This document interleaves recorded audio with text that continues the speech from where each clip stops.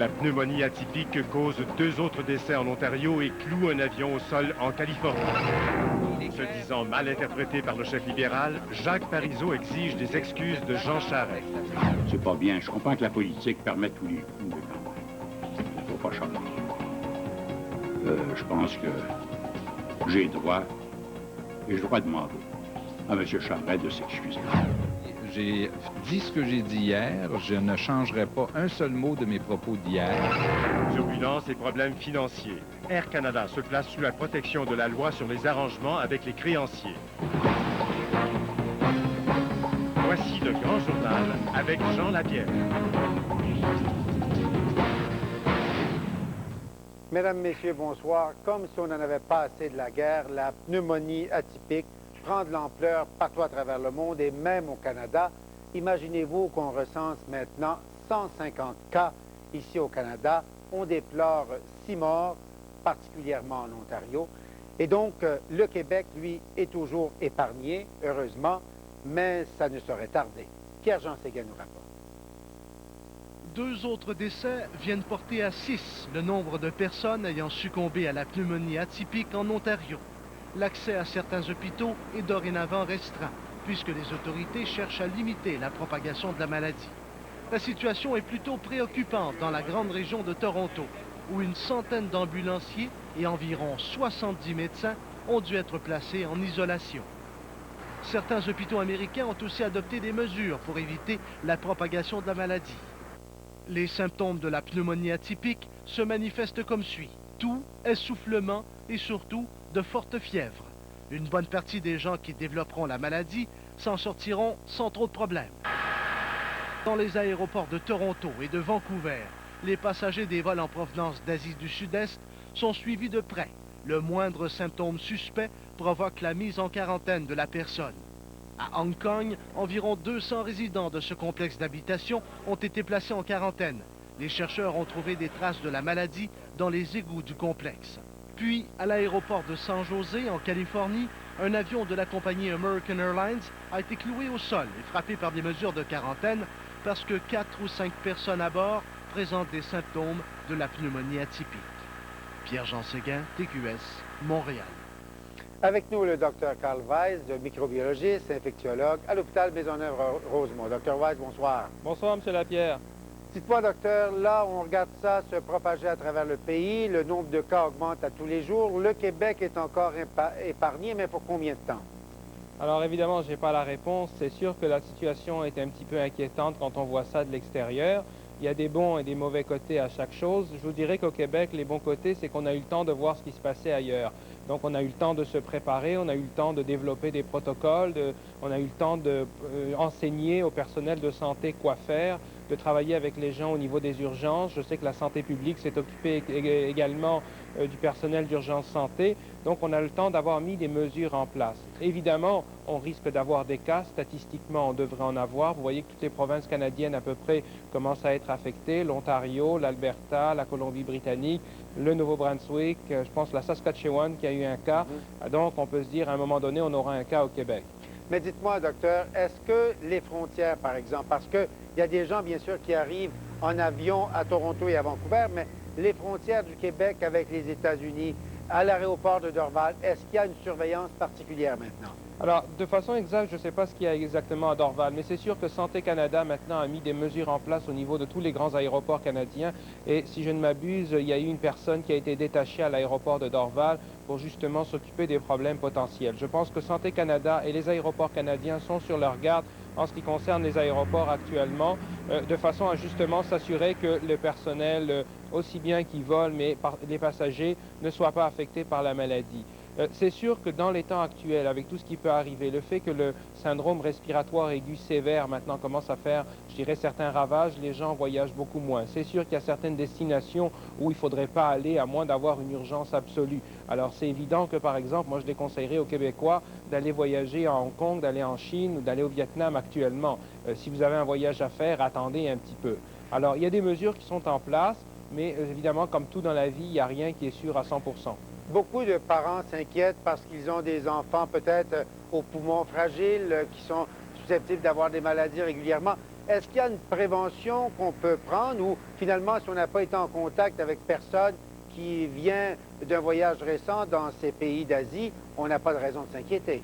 Ben, écoutez, là, je vous parlerai un petit peu à la fois comme docteur et comme parent. Moi, je n'ai pas de problème à envoyer mes enfants à l'école pour l'instant. Je pense qu'il n'y a absolument aucune inquiétude à avoir. C'est sûr que vous avez entendu, par exemple, qu'au Nouveau-Brunswick, il y a une enseignante, je pense, qui est tombée malade, mais elle avait une histoire qui était bien claire de voyage en Asie. Donc là encore, s'il n'y a pas de problème de voyage en Asie, de voyage dans une zone endémique, à ce moment-là, il n'y a vraiment pas à s'inquiéter pour l'instant. Je pense que ce que les gens doivent vraiment se rappeler, c'est que ce syndrome-là, qui est un peu une grippe, c'est-à-dire que les gens ont mal à la tête, ils toussent, ils font de la fièvre et ils ont tendance à être essoufflés.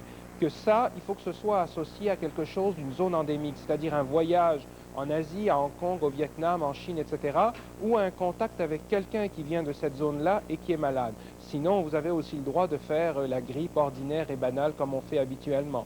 Donc, il ne faut pas paniquer pour une grippe ordinaire. C'est vraiment, les symptômes sont vraiment sévères dans le cas de cette maladie. Alors, en réalité, il y a toute une gamme de symptômes, c'est-à-dire c'est un peu comme une pyramide. Les plus sévères, ceux qui sont morts, évidemment, c'est le sommet de la pyramide. Mais il y a des gens aussi qui sont probablement moins malades et moins sévères que les autres. Alors, il y a évidemment toute la gamme et toute l'étendue des symptômes.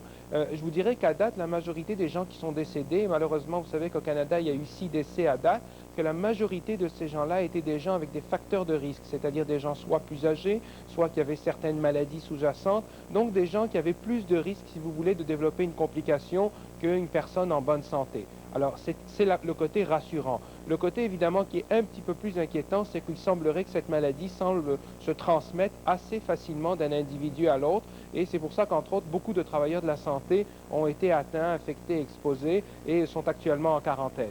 Dr Weiss, merci beaucoup d'avoir partagé votre savoir avec nous. Merci infiniment. Ça me fait plaisir. Bonsoir. Bonsoir.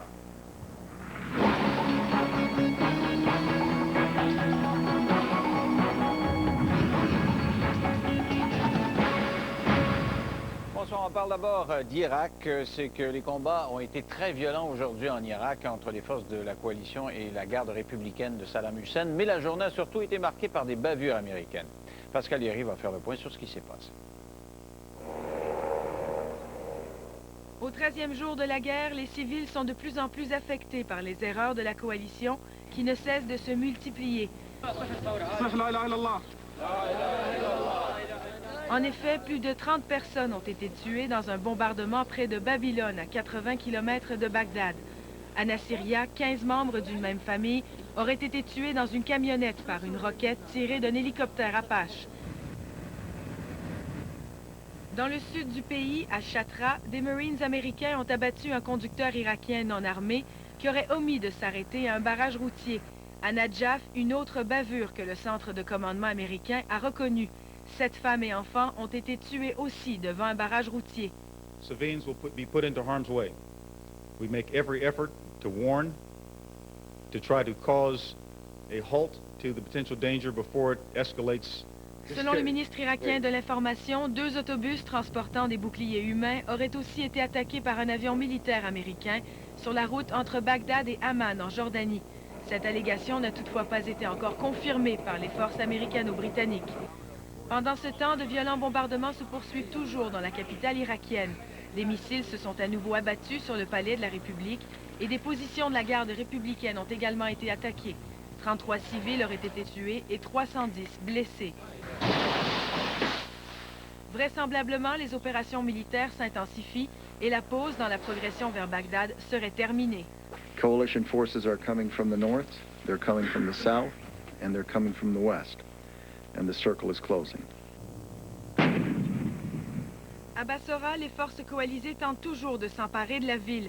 Les civils continuent à fuir pendant que des commerçants se rendent à l'intérieur. No Saddam, no Saddam.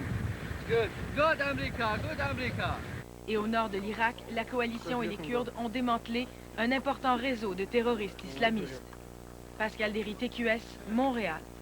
Un prisonnier de guerre américain détenu par les forces irakiennes a été délivré par les troupes de la coalition, selon ce qu'a annoncé le Pentagone. En fait, il s'agit d'une prisonnière, Jessica Lynch, qui fait partie d'un groupe de militaires du Texas porté manquant à la suite d'une embuscade le 23 mars.